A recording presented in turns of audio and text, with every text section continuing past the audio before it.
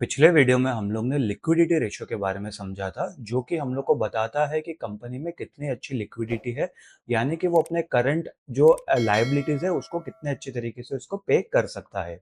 अभी इस वीडियो में हम लोग दो ऐसे रेशियोज देखेंगे जिससे हम लोग को समझ में आएगा कि कंपनी ने कितना ज्यादा लेवरेज लिया है और क्या कंपनी अपना जो भी लेवरेज यानी कि जो भी उसने अपना डेट लिया है, क्या वो उसको अच्छे तरीके से पे कर पाएगी या नहीं कर पाएगी।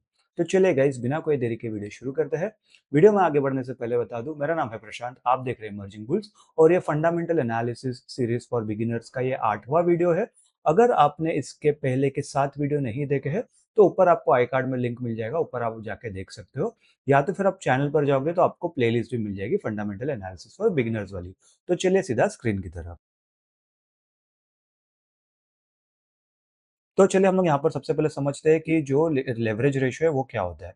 देखो, लेवरेज रेशियो क्या करता है, हम लोग को बताता है कि major how much a company depends on borrowed money. ठीक है। अभी कंपनी के पास दो जरिए हैं पैसे उठाने के मार्केट में। या तो वो शेयर्स इशू करेगा और इन्वेस्टर्स से पैसे उठाएगा, या तो फिर वो बोलेगा कि नहीं भाई, मेरे जो एग्जिस्टिंग शेयर होल्डर है वो लोग को रहने दो, मुझे और नए शेयर होल्डर नीचे, मैं काम करता हूँ बैंक से पैसे उठा लेता हूँ या जो भी लेंडर से पैसे उठा लेता हूँ। ठीक है। तो वो कितना, वो उसके मतलब दो बेसिकली कैपिटल रेजिंग का उसके पास जरिया रहता है। एक कोई शेयर इशू करके, दूसरा डेट उठा के। तो इसके अंदर जो हम लोग लेवरेज रेशियो में हम लोग ये समझते हैं कि भाई कंपनी का डेट कितना है, यानी कि कर्ज कितना है। और ये क्या बताता है, show risk level of financing structure, यानी कि उसका जो स्ट्रक्चर है, किधर से कितना पैसा उठाया, कौन सा इंटरेस्ट हो सकता है, वो सब भी हम लोग को बेसिकली मालूम पड़ता है अगर हम लोग इन डिटेल स्टडी करेंगे तो इसका। अभी इसके अंदर दो चीजें हम लोग को ध्यान रखनी चाहिए। हाई लेवरेज यानी कि रिस्क इफ अर्निंग्स फॉल। ठीक है, रिस्क इफ अर्निंग्स फॉल यानी कि क्या, अगर मान लो मेरी 100 रुपए की अर्निंग है और 80 रुपया तो मेरा डेट है। ठीक है। तो और अगर मेरा अर्निंग अगर कल को 80 रुपया हो गया और मेरा डेट भी 80 रुपये है, तो फिर कंपनी का कुछ पैसा बचेगा नहीं, क्योंकि मेरा पूरा 80 रुपये तो डेट देने में चले जा रहा है।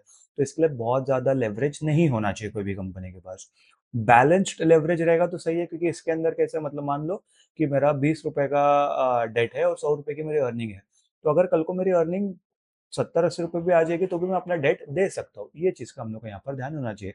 एकदम ज्यादा भी नहीं होनी चाहिए और ये बहुत ही ज्यादा कम रहेगी तो कोई इतना ज्यादा कोई दिक्कत नहीं, लेकिन कभी भी एकदम ज्यादा लेवरेज या ज्यादा डेट नहीं होना चाहिए। As simple as that. ठीक है। अभी सबसे पहले हम लोग समझते हैं डेट टू इक्विटी रेशियो। इसका फॉर्मूला क्या है, total debt divided by shareholders equity. Shareholders equity क्या होती है, मैंने ये आपको अपना जो बैलेंस शीट वाला जो वीडियो मैंने बनाया था, अगेन ऊपर आपको आई कार्ड में आता होगा, अगर आपने नहीं देखा होगा तो देख सकते हो। उस वीडियो में मैंने आपको समझाया था। तो जो टोटल डेट है उसको हम लोग डिवाइड करते हैं शेयर होल्डर इक्विटी के साथ। ठीक है। इसका हेल्दी रेंज क्या करता है, देखो हेल्दी रेंज डिपेंड करता है कंपनी टू कंपनी। जैसे जो मैन्युफैक्चरिंग कंपनी होती है वो लोग में डेट ज्यादा हो सकता है, क्योंकि वो कैपिटल एक्सटेंसिव इंडस्ट्रीज है। ठीक है, जिसके अंदर मशीनरी लगती है, प्लांट्स लगते हैं, वो सब।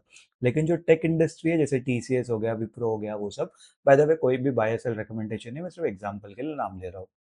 तो वो लोग में कम डेट लगता है, क्योंकि उधर ज्यादा अपने को कैपिटल इंटेंसिव मार्केट नहीं है वो। ठीक है। तो अभी एक एग्जांपल समझते हैं। मान लो कंपनी के पास 50 करोड़ का डेट है। ठीक है। और जो कंपनी के जो शेयर होल्डर इक्विटी है वो 100 करोड़ की है। तो अगर हम लोग यहाँ इसको डिवाइड करेंगे तो आपका total debt to equity ratio आता है 0.5, जिसका सिंपल सा मतलब है आपके हर 1 रुपए की इक्विटी के ऊपर आपको 50 पैसे का डेट है, यानी कि वो अच्छा रेशियो है। ठीक है, बैलेंस्ड है। अगेन ये इंडस्ट्री टू इंडस्ट्री डिपेंड करता है। जैसा मैंने आपको जो लिक्विडिटी रेशियो के टाइम पे जब मैंने वीडियो बताया था, तो उसके अंदर मैंने बताया था कि 1.5 का जो क्विक रेशियो है वो अच्छा है। 1.5 to 2 के बीच में, और 1.5 to 2 के बीच में करंट रेशियो अच्छा है, और 1 to 1.5 के बीच में क्विक रेशियो अच्छा है। But debt to equity ratio में वैसा नहीं होता, क्योंकि ये इंडस्ट्री टू इंडस्ट्री डिपेंड करता है। ठीक है। तो ये बेसिकली एक सिंपल तरीका है कि टोटल डेट और उसको डिवाइड करते हैं हम लोग शेयर होल्डर्स इक्विटी से। इससे हम लोग को समझ में आ जाता है कि कंपनी का टोटल जो इक्विटी है, डेट टू इक्विटी रेशियो, वो कितना अच्छा है कितना बुरा है। अगर आप मुझसे पूछोगे, मेरा एक जनरल क्राइटेरिया जब भी मैं कोई भी कंपनी इन्वेस्ट करने से पहले फिल्टर मारता हूँ, तो मैं देखता हूँ कि ये 0.8 के नीचे हो। ठीक है, 0.8 के नीचे हो रिगार्डलेस ऑफ इंडस्ट्री, तो मेरे को थोड़ा ज्यादा अच्छा लगता है। बट अगेन कोई अगर एक स्पेसिफिक इंडस्ट्री है जिसके अंदर मालूम है कि यहाँ पर डेट 2 गुना 3 गुना हो सकता है, तो उसके अंदर जो भी कंपनी में मेरा सबसे कम डेट रहेगा और बाकी ऑब्वियसली बाकी और पैरामीटर भी मीट होने चाहिए, तो मेरे लिए वो थोड़ा ज़्यादा फेवरेबल हो जाता है। ठीक है। अभी हम लोग यहाँ पर दूसरा एक और एक चीज़ समझते हैं, जिसको हम लोग बोलते हैं इंटरेस्ट कवरेज रेशियो। अभी ये जो रेशियो है ना, डेट टू इक्विटी रेशियो, एक बार फिर भी लोग देख लेते हैं, बट इंटरेस्ट कवरेज रेशियो है ना, ज़्यादातर लोग चेक नहीं करते और इससे क्या हो जाता है कि आपने देखा कि चलो ठीक है, जैसे मैंने आपको बताया कि 0.8 या 1 के रेशियो पे डेट टू इक्विटी रेशियो मुझे ठीक लगता है, बट कोई-कोई इसमें 2 या 3 का भी हम लोग ले सकते हैं क्योंकि वो इंडस्ट्री वैसी है।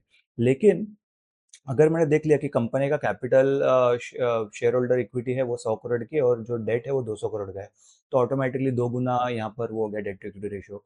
तो मैं सोचता हूँ कि चलो ठीक है, इंडस्ट्री का भी 5 गुना का डेट टू इक्विटी रेशियो है, तो ये कम है, तो मैं इसके अंदर इन्वेस्ट कर लेता हूँ। लेकिन मैंने क्या गलती करी, मैंने इंटरेस्ट कवरेज रेशियो नहीं देखा। कल को अगर इस कंपनी के प्रॉफिट्स कम हो गए, तो यहाँ पर वो लोग अपना डेट पे कर पाएँगे, नहीं कर पाएँगे, वो मुझे नहीं पता। और मान लो अगर सच में कुछ ऐसी सिचुएशन आ गई, तो उसके अंदर जो मेरी कंपनी है वो स्ट्रगल करेगी, रेवेन्यूज उसके डिक्लाइन हो जाएंगे, प्रॉफिट उसके डिक्लाइन हो जाएंगे, तो उसके अंदर फिर शेयर प्राइस भी उसका डिक्लाइन हो जाएगा, तो उससे मुझे तकलीफ होगी क्योंकि मेरे इन्वेस्टमेंट का वैल्यू कम हो जाएगा। ठीक है, मैं आसान आसान भाषा में आपको समझाने की कोशिश करता हूँ। देखो, इसका सिंपल सा फॉर्मूला क्या है, इबिट इबिट और इबिटा वाले वीडियो में मैंने आपको बताया, अगर आपने वो नहीं देखा तो ऊपर आपको आई कार्ड में वीडियो मिल जाएगा। तो उसमें से उसको हम लोग डिवाइड करते हैं इंटरेस्ट एक्सपेंस से। ठीक है, ये क्या बताता है, shows how easily company can pay interest. इसका हेल्दी रेंज क्या है, 2 से ऊपर का होना चाहिए, वो इसका हेल्दी रेंज है। अगेन ये रिगार्डलेस ऑफ द इंडस्ट्री। अभी बताता हूँ, इबिट का फुल फॉर्म क्या है, earnings before interest and tax, यानी कि आपको इंटरेस्ट और टैक्स देने से पहले कंपनी की जो कमाई हुई है वो हुई है मान लो 20 करोड़ रुपए। अभी इसके अंदर जो इंटरेस्ट देना है कंपनी को वो है 5 करोड़ रुपए। तो अगर हम लोग इसको इससे डिवाइड करेंगे तो आपका आंसर आएगा 4 गुना, यानी कि क्या बता रहा है कि कंपनी 4 गुना ज्यादा पैसे कमा रही है अपने इंटरेस्ट अमाउंट से। तो ये क्या हो गया, ये आपका सेफ बेट हो गया यहाँ पर। अभी अगर मान लो ये 4 के ऊपर का नंबर है, मान लो 6 है, 7 है, 10 है, जो भी है, तो ये और भी अच्छा है। ठीक है, अगर ये 2 के नीचे है, मान लो कि यहाँ पर 20 करोड़ कंपनी ने कमाई और 10 करोड़ अगर यहाँ पर ये दे रही है, क्या बोलते हैं, इंटरेस्ट दे रही है, तो यार एक तो एग्जैक्ट धोखा, तो यहाँ पर हम लोग को थोड़ा सोचना चाहिए। क्योंकि अगर मान लो कि 15%, अगर मान लो मैं 15 करोड़ रुपए अगर सिर्फ कमा रहा हूँ उसको एक महीने में, लेकिन ऐसा तो नहीं, बैंक तो मुझे ये नहीं बोलेगा कि भाई ठीक है, तूने इस बार कम पैसे कमाए तो मुझे तो कम इंटरेस्ट दे दे या कम ईएमआई दे दे, नहीं। है ना, आप खुद भी देखो, आपकी जो सैलरी होगी, 50,000 अगर आपकी सैलरी होगी, अगर आपका 15,000 ईएमआई जा रहा है तो 15,000 ही जाएगा।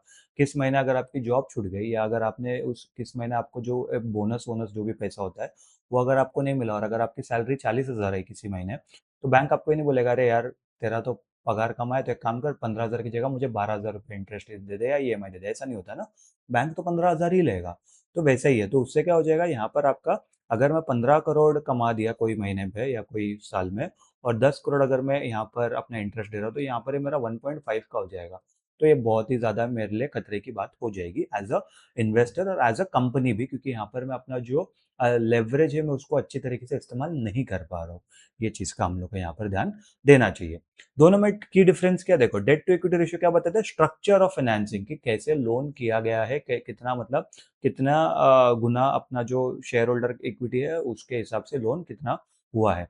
इंटरेस्ट कवरेज क्या बताता है, ability to service debt. Ability to service debt यानी कि क्या मेरे अंदर उतनी क्षमता है कि मैं उस लोन को पे कर सकता हूँ और कितना गुना मैं उससे ज्यादा पैसे कमा रहा हूँ, तो वो बेसिकली बताता है अपने को इंटरेस्ट कवरेज रेशियो।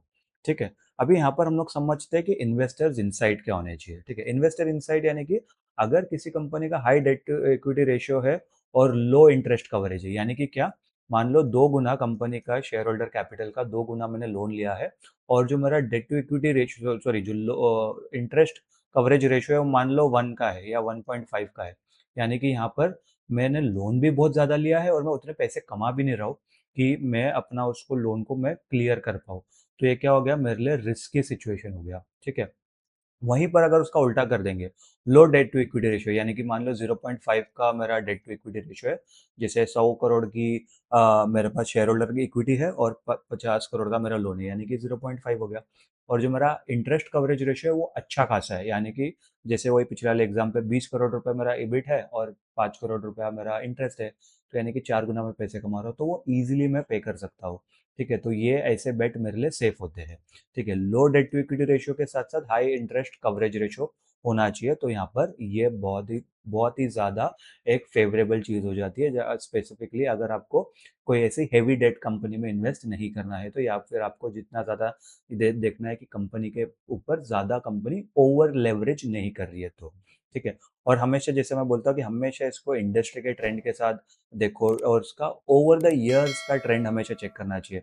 देखो, मैं हमेशा आपको बताता हूँ कि टेक्निकल एनालिसिस हो या फंडामेंटल एनालिसिस हो, ट्रेंड एनालिसिस दोनों में ही काम आता है। टेक्निकल एनालिसिस में आप डिपेंडिंग ऑन टाइम फ्रेम कि आप इंट्राडे ट्रेडिंग कर रहे हो, शॉर्ट टर्म ट्रेडिंग कर रहे हो, स्विंग ट्रेडिंग कर रहे हो, तो उस हिसाब से आप टाइम फ्रेम चेंज करोगे। बट जभी भी आप फंडामेंटल एनालिसिस कर रहे हो, ठीक है, आप इन्वेस्ट करने का सोच रहे हो, भले से आप 2 साल के लिए इन्वेस्ट करो, ऐसा नहीं कि आप 20-25 साल के लिए इन्वेस्ट करो, लेकिन वो 2 साल के बीच में भी आपका वो मेहनत का कमाया हुआ पैसा आप किधर भी कोई भी कंपनी में इन्वेस्ट कर रहे हो, तो आप मैं सजेस्ट करूंगा कि भाई एक हफ्ते में 1 घंटा निकालो, कंपनी के ऊपर अच्छे से स्टडी करो, देखो उसका पिछले 5-7 साल का रिकॉर्ड क्या है। अगर वो रिकॉर्ड अच्छा है तो आप 2 साल तक उसके अंदर पैसा इन्वेस्ट करके फिर आपका जो भी प्लान रहेगा, जिसके लिए भी आपने पैसे इन्वेस्ट करे रहेंगे, चाहे आपको घर लेना है, गाड़ी लेना है, वेकेशन के लिए जाना है, जो भी है, तो आपको पता है कि चलो ठीक है, यहाँ पर मेरा इतना इतना रिटर्न बनने की पॉसिबिलिटी थोड़ी ज़्यादा हो जाती है, एटलीस्ट मेरा पैसा नुकसान नहीं होगा, एटलीस्ट आपको वो एक श्योरिटी रहेगी। तो वो प्लीज़ आप हमेशा कर लेना, कोई भी आप रेशियोज एनालिसिस करो, कोई भी इंडस्ट्री में पैसे डालो, कितना भी आपको सोशल मीडिया पे दिखेगा कि भाई ये तो अच्छी कंपनी है, जो भी है, आपको अपना एनालिसिस हमेशा करना चाहिए, ये मैं हमेशा बोलता हूँ आप लोगों को। ठीक है? अभी चलिए हम लोग लास्ट में समझते हैं कि इसको यूज़ कैसे करते हैं। देखो, इन दोनों रेशियोज़ को साथ में यूज़ करना चाहिए, इससे आपको कंप्लीट पिक्चर मिलता है। जैसे कि हम लोग को ये पता चलता है कि डेट टू इक्विटी रेशियो कितना है और क्या ये उस डेट को पे कर सकता है या नहीं कर सकता है, वो हम लोग को समझ में आता है। और ये हेल्पफुल किधर करता है, किस किस को लिए हेल्पफुल होता है, बैंक्स के लिए हेल्पफुल है, लेंडर्स के लिए, इन्वेस्टर्स के लिए। क्योंकि इन्वेस्टर एज एन इन्वेस्टर मैं तो ये चेक करूंगा, बट जो बैंक और जो लेंडर्स होते हैं, यानी कि जो जो और जो प्राइवेट लेंडर्स होते हैं जो पैसे देंगे, ठीक है, वो लोग भी ये देखते हैं ना कि भाई ये कंपनी के पास ऑलरेडी कितना डेट है और इसका ऑलरेडी कितना पैसा जा रहा है इसके जो इनकम में से। जैसे अगर आप कभी भी लोन अप्लाई करते हो, तो बैंक आपको बोलता है ना कि आपका क्रेडिट स्कोर क्या है, तो क्रेडिट स्कोर में वो लोग क्या चेक करते हैं, वो लोग यही चेक करते हैं कि आपकी अभी की सैलरी कितनी है और अभी आपके खर्चे क्या-क्या है ऑलरेडी, आपके कोई ऑलरेडी लोन चल रहा है क्या? तो आपने वो लोन कितना ज़्यादा लोन है और आपका सैलरी के हिसाब से क्या आप वो लोन मैनेज कर पा रहे हो और जो हम लोग आपको नया लोन देंगे, क्या आप उसको भी मैनेज कर पाओगे या नहीं कर पाओगे, वो देखते हैं बैंक। अगर आपका किधर भी अगर वो डेटा लगता है कि नहीं भाई ऑलरेडी आपका एक्जिस्टिंग लोन ही बहुत ज़्यादा है और आप हमारा नया दिया हुआ लोन भी अगर आप पे नहीं कर पाओगे या स्ट्रगल करोगे, तो बैंक उसमें आपका एप्लीकेशन रिजेक्ट कर देता है। तो ये चीज़ बैंक उसमें अपना अपना जो रिस्क है वो बहुत कम कर देता है। तो इसीलिए ये जो रेशियोज़ है, डेट टू इक्विटी रेशियो और इंटरेस्ट कवरेज रेशियो, ये आपको जो रिस्क को है ना मिनिमाइज़ करने में बहुत ज़्यादा हेल्प करता है। इसके लिए ये इन्वेस्टर्स, लेंडर्स और बैंक्स तीनों के काम आता है। ठीक है? और दूसरा, इसको लिक्विडिटी रेशियो के साथ अगर हम लोग यूज़ करेंगे ना तो और अच्छे से समझ में आएगा। क्यों मालूम है लिक्विडिटी रेशियो के साथ? जैसे अगर आपने वो वाला वीडियो नहीं देखा है तो ऊपर आपको आई कार्ड में मिल जाएगा, आप जाके देख सकते हो। उसके अंदर हम लोग को क्या समझ में आता है कि देखो लिक्विडिटी रेशियो में मुझे क्या मालूम पड़ता है, करंट रेशियो और क्विक रेशियो। अभी करंट रेशियो और क्विक रेशियो हम लोग कब यूज़ करते हैं कि भाई अगले 12 महीने में जो भी मेरे लायबिलिटीज़ है, क्या मैं उसको पे कर सकता हूँ या नहीं कर सकता हूँ? अगर मैं अगले 12 महीने तक मुझे पता है कि मैं सिक्योरली इसको मैं पे कर सकता हूँ, ये जो भी पेमेंट है मेरी लायबिलिटीज़ है, उसको अगर मैं पे कर सकता हूँ, तो ऑब्वियसली 12 महीने बाद अभी जो भी मार्केट सिचुएशन के जैसे अगर मेरा धंधा जो है थोड़ा-सा अगर नीचे भी चल रहा है, तो 12 महीने सर्वाइव करने के लिए मेरे पास प्रॉपर एसेट्स और सब कुछ है। तो मेरा जो लिक्विडिटी है वो अच्छा चल रहा है। 12 महीने बाद तो मार्केट कंडीशन चेंज हो जाएगी, मैं उसके अंदर कुछ फिगर आउट कर लूँगा, मैं अपना प्रोडक्ट इम्प्रूव कर लूँगा, जो भी मेरे कंपनी के जो चैलेंजेस रहेंगे, वो 12 महीने एक अच्छा खासा टाइम होता है, ये सब चीज़ें इम्प्रूव करने के लिए, ठीक है? तो वो मुझे पता है कि एटलीस्ट चलो 12 महीने तक मेरे पास सर दर्द नहीं रहेगा। इसके लिए लिक्विडिटी रेशियो और लेवरेज रेशियो, वो दोनों का अगर आप चेक करोगे ना तो आपको बहुत अच्छे रिजल्ट्स मिलेंगे और जिससे आपको समझ में आएगा बहुत अच्छी कंपनीज़ मिलेगी। देखो, मैं हमेशा बोलता हूँ कि फंडामेंटल एनालिसिस करते थे, in fact for that matter technical analysis. आपको 50-60 कंपनी में इन्वेस्ट नहीं करना है। आपको वो फ़िल्टर करके आपको 5 ऐसी कंपनी ढूँढनी है जिसके अंदर आप मतलब आँख बंद करके इन्वेस्ट कर सकते हो और आपको ऐसा ज़्यादा स्ट्रेस नहीं रहेगा, रात को नींद नहीं आएगी, ऐसा वाला सीन नहीं रहेगा। आप आराम से पैसे इन्वेस्ट करके आप सो सकते हो। वैसा कंपनी में हम लोग को इन्वेस्ट करना है। भले से आप 3 से 4 कंपनी में इन्वेस्ट करो, कोई दिक्कत नहीं है। ऐसा नहीं कि आपको पूरा मार्केट के सारी 5000 कंपनी है, आपको सब में इन्वेस्ट करना है, वैसा वैसा करके आपको कुछ भी फायदा नहीं होने वाला है, ऐसा मुझे लगता है। तो आई होप गाइज आप लोगों को ये वीडियो पसंद आया होगा। अगर आपको ये वीडियो पसंद आया होगा तो वीडियो को लाइक कर देना, चैनल को सब्सक्राइब कर देना, नोटिफिकेशन घंटी जरूर दबा देना। मैं मिलता हूँ आपसे अगले वीडियो में, तब तक के लिए गुड बाय।